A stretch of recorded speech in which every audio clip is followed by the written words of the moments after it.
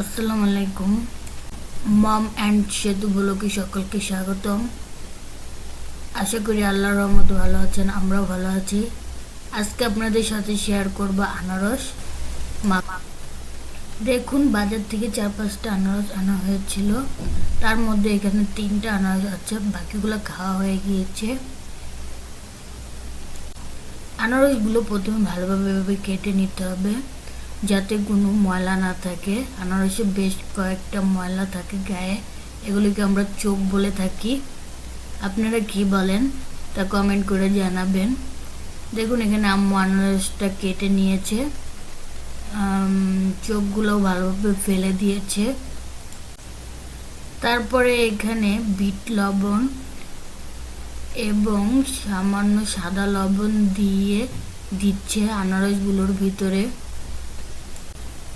তারপর ভালোভাবে মেখে নেওয়া হবে এই আনারসগুলো লবণ দিয়ে।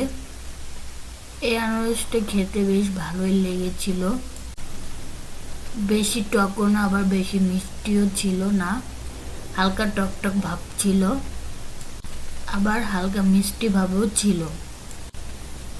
আম্মুর কাছে শুনেছি জ্বর হলে আনারস খেলে জ্বর সেরে যায়, অর্থাৎ জ্বর ভালো হয়ে যায়। আপনারাও জ্বর হলে আনারস খাবেন, তাহলে জ্বর ভালো হয়ে যাবে। আজ এই পর্যন্তই। ভিডিওটি ভালো লাগলে লাইক, কমেন্ট, শেয়ার এবং সাবস্ক্রাইব করবেন। সকলে সুস্থ এবং ভালো থাকবেন। দেখা হবে পরবর্তী ব্লগে। আল্লাহ হাফেজ।